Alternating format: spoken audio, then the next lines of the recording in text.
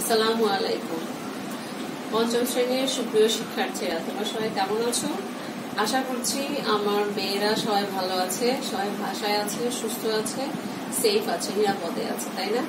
এখন করোনা মহামারীতে আমরা যে অবস্থা দেখতে পাচ্ছি চারপাশে, এটা দুর্যোগই বলা যায়। এই দুর্যোগপূর্ণ অবস্থায় আমরা সবাই বাসায় থাকবো, সুস্থ থাকবো, ঠিক আছে? বাসায় থেকে আব্বু আম্মুকে সাহায্য করব, লেখাপড়া করব, আব্বু আম্মুর কথা শুনবো, আর আব্বু আম্মুকে সচেতন করব যাতে করে তারা কোভিড-19 প্রতিরোধ করার জন্য যে টিকা দিচ্ছে সরকার, সেটা যেন রেজিস্ট্রেশন করে অতি সত্ত্বর যেন টিকাটা গ্রহণ করে, ঠিক আছে? আমরা সেজন্য আব্বু আম্মুকে সচেতন করবো, ঠিক আছে মেয়েরা? তো তাহলে ঠিক আছে, আমি তোমাদের আফরোজা ম্যাডাম, তোমাদের বাংলাদেশ বিশ্ব পরিচয় ক্লাস আজকে শুরু করতে যাচ্ছি। তো আজকে আমরা দ্বিতীয় অধ্যায় নিয়ে পড়বো, ঠিক আছে? তোমাদের সবার সুস্থতা কামনা করে তাহলে চলো আমরা আজকে পড়াশোনা শুরু করি। ওকে, চলো। তো বাংলাদেশ বিশ্ব পরিচয়ের আজকে যে অধ্যায়টা নিয়ে আমরা আজকে আলোচনা করবো সেটা হচ্ছে আমাদের দ্বিতীয় অধ্যায় নিয়ে আলোচনা করবো। দ্বিতীয় অধ্যায় কি আছে? দ্বিতীয় অধ্যায়ে 200 বছরের ঔপনিবেশিক শাসন শোষণের যাতা বলে আমরা কিন্তু আবদ্ধ ছিলাম প্রায় 200টা বছর, ঠিক আছে? 1757 সালের 23 জুনের পর থেকে আমরা 1947 সালের আগস্ট পর্যন্ত ছিলাম একটা বিদেশি শাসনের আন্ডারে, বিদেশি শাসনের অধীনে ছিলাম, ঠিক আছে? এই বিদেশি শাসক, এই ঔপনিবেশিক শাসন কাদের শাসন বলা যায়? ঔপনিবেশিক শাসনকালকে কাদের শাসন বলা যায়? ব্রিটিশ শাসন বলা যায়, ঠিক আছে? ব্রিটিশরাই আমাদেরকে 1757 সাল থেকে 1947 এই দীর্ঘ প্রায় 200 বছর আমাদেরকে শাসন করেছিল, শোষণ করেছিল, ঠিক আছে? আচ্ছা, তাহলে আজকে আমাদের পড়ার বিষয় হচ্ছে ব্রিটিশ শাসন, দ্বিতীয় অধ্যায়। তো ব্রিটিশ শাসন তোমাদেরকে আমরা দ্বিতীয় অধ্যায়ে আমরা 4টি পার্টই আমাদের খুব ভালো করে পড়া হয়েছে, তোমাদের অ্যাসাইনমেন্টও চলছে এটা নিয়ে। কিন্তু দেখা যাচ্ছে যে আমি আজকের পাঠে তোমাদেরকে প্রশ্ন নিয়ে, তোমাদের অল্প কথায় কিছু প্রশ্ন আছে, কিছু কাঠামোবদ্ধ প্রশ্ন আছে, আবার শূন্যস্থান আছে, এখান থেকে আবার কলাম ম্যাচ করার বিষয় আছে এখানে। তো টিচার আজকে তোমাদের অল্প কথায় উত্তর আর কাঠামোবদ্ধ প্রশ্ন, বর্ণমূলক প্রশ্নগুলো কিভাবে আনসার করতে হবে, কি ধরনের প্রশ্ন আসতে পারে, সে ধরনের কিছু প্রশ্ন নিয়ে আজকে আলোচনা করবো, ঠিক আছে? মেয়েরা তোমরা কিন্তু মনে রাখবে শূন্যস্থান পূরণ করার সময় তোমরা খেয়াল রাখবে শূন্যস্থান পূরণের পুরো কথাটা, সম্পূর্ণ বাক্যটা লেখার চেষ্টা করবে, ঠিক আছে? আর যেটা খালি বাক্য, খালি স্থানটার যে উত্তরটা, শূন্যস্থানের যে উত্তরটা হবে সেটা নিচে একটু আন্ডারলাইন করে দেবে, ঠিক আছে? আর পুরো বাক্যটাই কিন্তু লিখতে হবে। তাহলে আজকে চলো অল্প কথায় উত্তর আর বড় প্রশ্ন, কাঠামোগত প্রশ্ন কিভাবে আসতে পারে সেগুলো প্রশ্ন নিয়ে আমরা আজকে আলোচনা করি। সরি। তো ব্রিটিশ শাসনের এখান থেকে প্রশ্ন উত্তর পর্বে আজকে যে পর্ব, সেটাতে আমরা দেখতে পাচ্ছি ইংরেজরা, প্রথম প্রশ্ন সেটা হচ্ছে আমাদের ইংরেজরা কেন ভারতে এসেছিল? ইংরেজরা ব্রিটিশ ইস্ট ইন্ডিয়া কোম্পানি প্রতিষ্ঠা করেছিল 1600 সালে। কেন? ভারতে বাণিজ্য করতে আসার উদ্দেশ্যে। ইউরোপীয় অন্যান্য বণিক গোষ্ঠীর পর্তুগিজ, ডাচ, মিয়ানমার, এদের সাথে সাথে ফরাসি, এদের সাথে সাথে দেখা আছে ইংরেজরা আমাদের এখানে এসেছিল। কি করতে এসেছিল ভারতে? এরা প্রথমে এসেছিল ব্রিটিশ ইস্ট ইন্ডিয়া কোম্পানি প্রতিষ্ঠিত করে আমাদের এখানে এসেছিল, ওরা বাণিজ্য করতে এসেছিল। এরপর আছে আমরা 2 নম্বর প্রশ্ন আমরা দেখতে পাচ্ছি এখানে, 1757 সাল থেকে 1947 সাল পর্যন্ত কারা বাংলা শাসন করেছিল? তো 1757 সালের 23 জুন তারিখ আমরা জানি 1757 সালের পূর্ববর্তী সময় পর্যন্ত ছিল মোগল শাসন, ঠিক আছে? বাংলায় মোগল শাসন তখন ছিল, তখন বাংলার নবাব ছিলেন সিরাজউদ্দৌলা। আর এই 1757 সালের 23 জুন পলাশী যুদ্ধের পরবর্তীতে, পলাশী যুদ্ধে সিরাজউদ্দৌলা ষড়যন্ত্রের কারণে, মির্জাপুরের বিশ্বাসঘাতকতার কারণে দেখা যাচ্ছে পলাশী যুদ্ধে পরাজিত হন সিরাজউদ্দৌলা।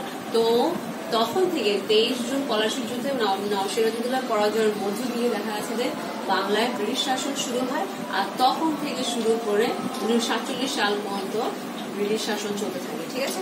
তাইলে 1757 সাল থেকে 1947 সাল পর্যন্ত তারা বাংলাকে শাসন করেছিল, ব্রিটিশরা শাসন করেছিল। প্রথমে 1757 থেকে 1857 সাল পর্যন্ত ছিল ইস্ট ইন্ডিয়া কোম্পানি, ব্রিটিশদেরই একটা কোম্পানি, বাণিজ্য ভিত্তিক কোম্পানি, এটা প্রতিষ্ঠান। তারপরে আর 1857 সালের পর থেকে 1947 সাল পর্যন্ত, মানে 1858 থেকে 1947 পর্যন্ত শাসন করেছিল ব্রিটিশ সরকার, সরাসরি করেছিল। আচ্ছা, তারপরে 3 নম্বর প্রশ্নে আসি।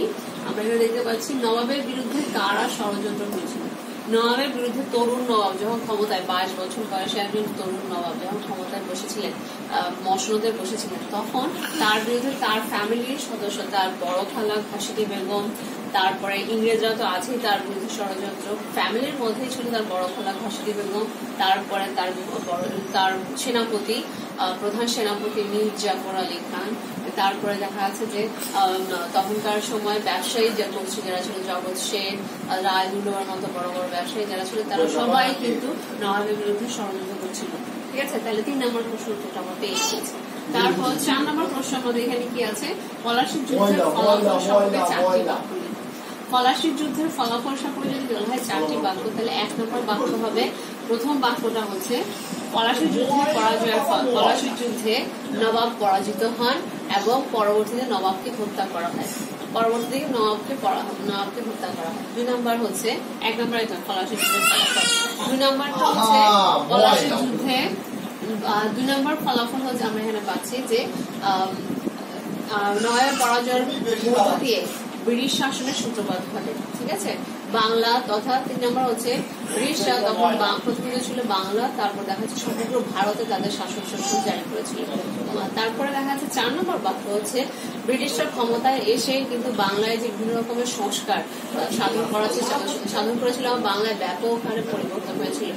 আর এই ব্যাপক হারে পরিবর্তন, এটা তো ভালো বলা যায়, বিভিন্ন রকম সংস্কারগুলো গ্রহণ করেছিল, কিন্তু খারাপও কিছু আছে, যেরকম ওদের ব্রিটিশদের যে পলিসি, ডিভাইড আর রুল পলিসি, ভাগ করো শাসন করো নীতির ফলেও কিন্তু আমাদের এখানে হিন্দু মুসলিম বিভিন্ন জাতিতে বিভেদ সৃষ্টি হয়েছিল। ঠিক আছে, এটা ফলাফল পলাশীর যুদ্ধের ফলাফল সম্পর্কে 4টি বাক্য অবশ্যই তোমরা পেয়ে গিয়েছো। তারপর মুঘলরা বাংলাতে কেন যে কোনো জাতির সর্বমধ্য, মুঘল শাসকরা 1574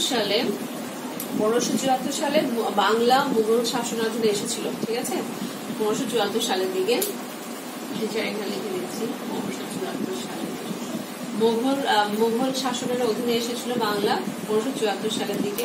আর এরপর থেকে দেখা যাচ্ছে মুঘল শাসকদের অধীনে সুবেদাররা, মীর জুমলা, তারপরে দেখা যাচ্ছে যে মুর্শিদ কুলি খান, তারপরে নওয়াব আলী খান, এরকম বড় বড় শাসকরা সবাই সুবেদাররা, এরা সবাই বাংলাকে শাসন করেছিল। এরা সবাই বাংলা তখন সম্পদশালী ছিল।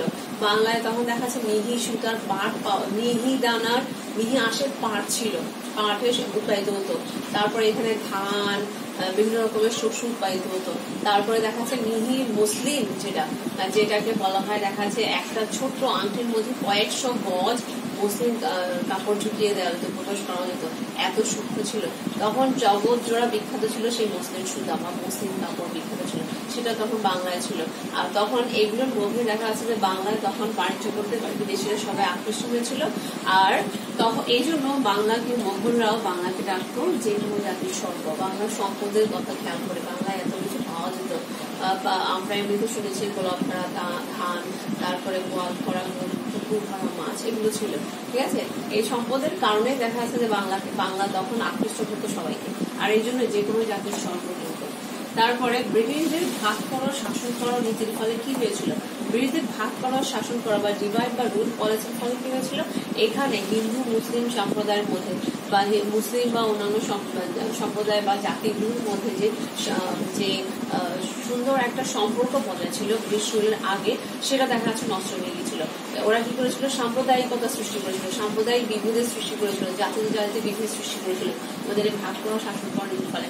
যেমন বঙ্গভঙ্গ করেছিল যখন ওরা 1905 সালে, তখন দেখা যাচ্ছে যে হিন্দুরা বঙ্গভঙ্গের বিরুদ্ধে ছিল, কিন্তু মুসলিমরা ব্রিটিশ সরকারের পক্ষ থেকে কিছু সুবিধা পাওয়ার আশায় দেখা যাচ্ছে যে মুসলিমরা বঙ্গভঙ্গ চাচ্ছিল, সমর্থন করছিল। আর এর ফলে দেখা যাচ্ছে হিন্দু আর মুসলিমের জাতিতে বিভিন্ন রকমের দাঙ্গা সৃষ্টি হচ্ছিল। এর আগেও দেখা যাচ্ছে যে যখন ব্রিটিশরা ক্ষমতা এসেছিল তখন বাংলা তথা ভারতের অধিকাংশ শাসকরাই ছিল কি মুসলিম।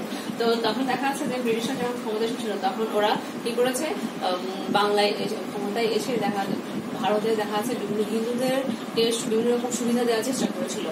তো দেখা যাচ্ছে সুবিধা দেওয়ার চেষ্টা করেছিল। আর মুসলমানরা কি করেছিল, ইংরেজদের প্রতি সন্দেহ বশত ইংরেজরা যে বিভিন্ন রকম সুবিধাগুলো দেওয়ার চেষ্টা করেছিল সেগুলো থেকে দূরে নিজেদেরকে ছড়িয়ে নিয়েছিল। ফলে কি হয়েছে, হিন্দু আর মুসলিমের মধ্যে সেখানে সমাজের মধ্যে বৈষম্য ক্রিয়েট হওয়া শুরু করেছে।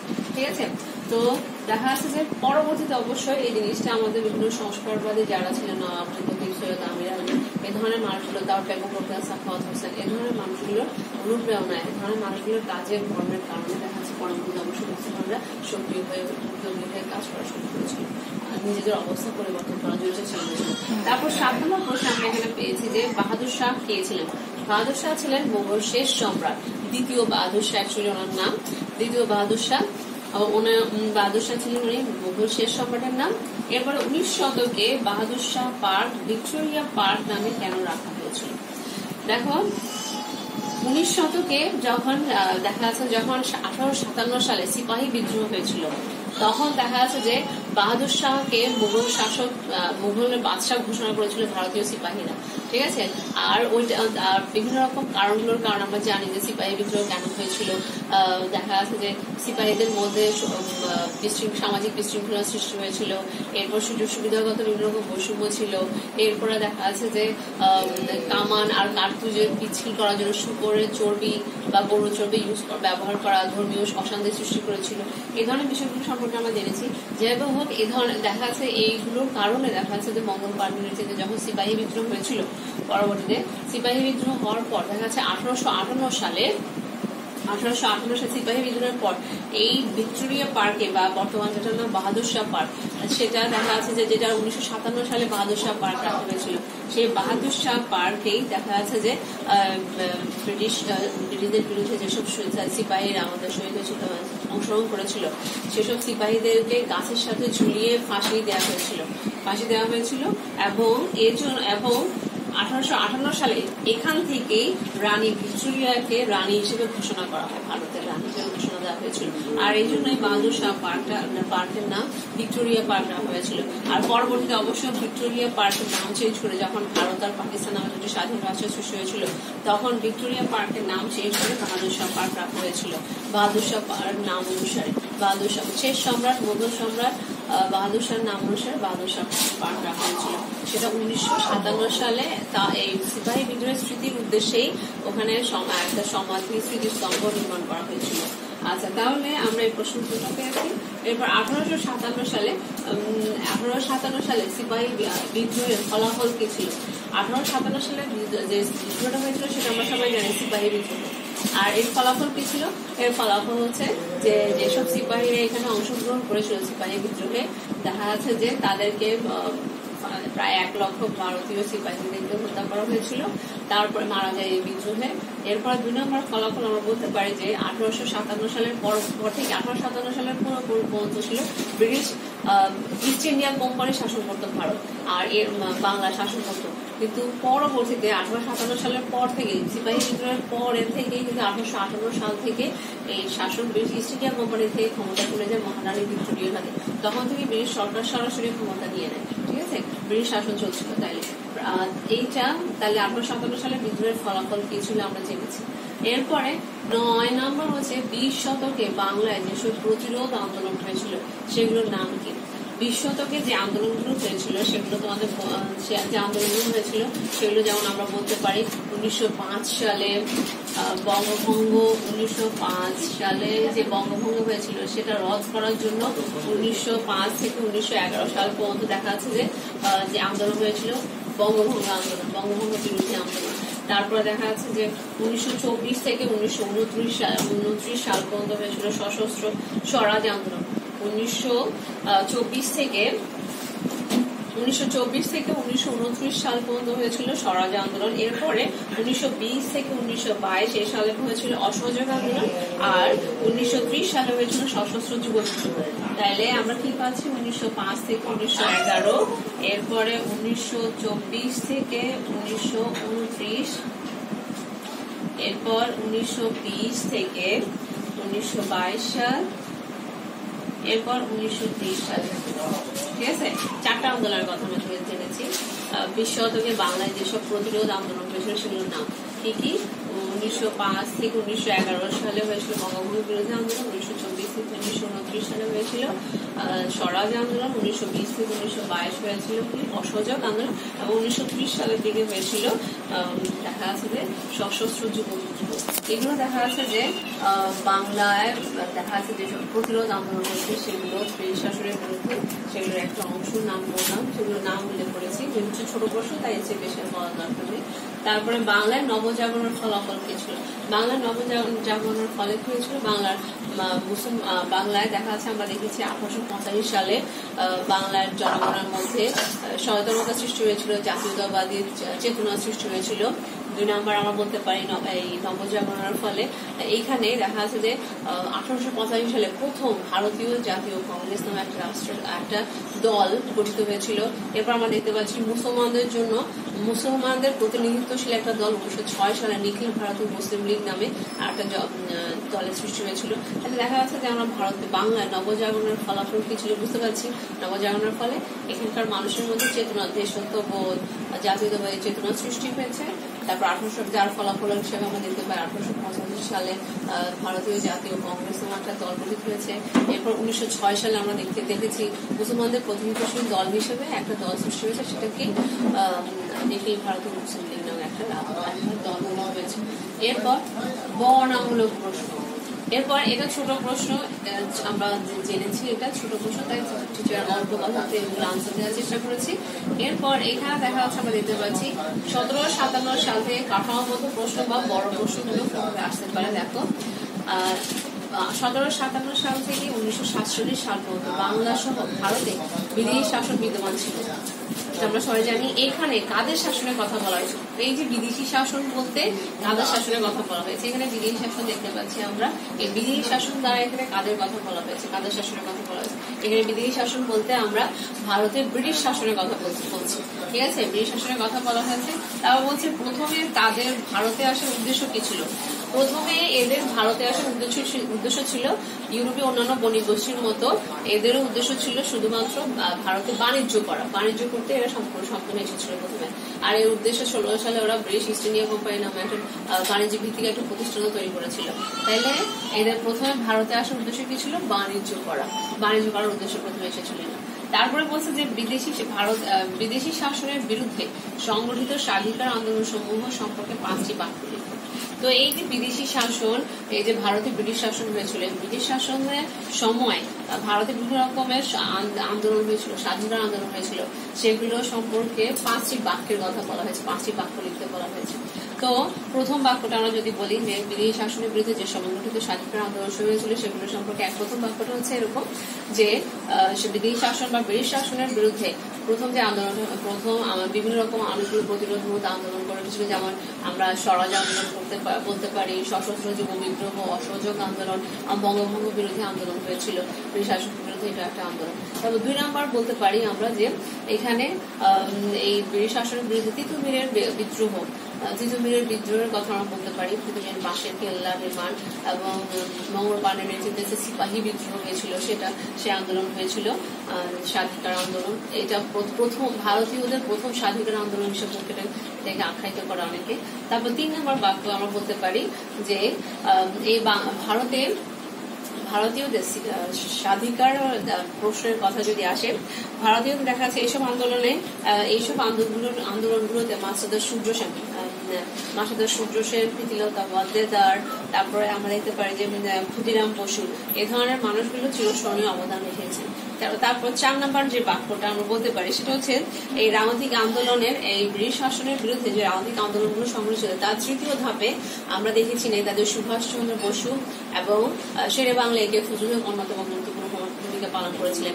এরপর 5 নম্বর বাক্য হিসেবে আমরা যে বাক্যটি বলতে পারি সেটা হচ্ছে যে এরকম যে এই ব্রিটিশ শাসনের বিরুদ্ধে ভারতীয়দের স্বাধিকার প্রতিষ্ঠার জন্য এখানে কাজী নজরুল ইসলাম, তারপর বিশ্বকবি রবীন্দ্রনাথ ঠাকুরের মতো মানুষগুলো, তারপর শরৎচন্দ্র চট্টোপাধ্যায়, বঙ্কিমচন্দ্র চট্টোপাধ্যায়ের মতো মানুষ, এরা সবাই কিন্তু দেখা যাচ্ছে তখন সমাজে আমাদের ব্রিটিশদের শাসনের বিরুদ্ধে ভারতীয়দের স্বাধিকার আন্দোলনকে এগিয়ে নিতে বা ত্বরান্বিত করতে সাহায্য করেছিল। তাহলে আমরা মোটামুটি এই স্বাধীনতা আন্দোলন সমূহ সম্পর্কে 5টি বাক্য সেটা সম্পর্কে আমরা জেনেছি। ঠিক আছে, তাহলে আজকে মেয়েরা আমরা ব্রিটিশ থেকে অল্প কথায় প্রশ্নগুলো আসলে কিভাবে উত্তর করবো সেটা সম্পর্কে জেনেছি। এরপরে দেখা যাচ্ছে বর্ণামূলক বা কাঠামোবদ্ধ প্রশ্ন থেকে একটা স্যাম্পল বা একটা উদাহরণ তোমাদেরকে আমি দেখিয়েছি। তাহলে ঠিক আছে মেয়েরা, সবাই ভালো থাকবে। আর আজকে এটুকু পর্যন্ত থাকলো। এই প্রশ্নগুলোই তোমাদের পড়া থাকবে, এগুলো তোমরা ভালো করে বাড়ির কাজ হিসেবে বাসায় ভালো করে দেখবে, আরো ভালোভাবে করবে।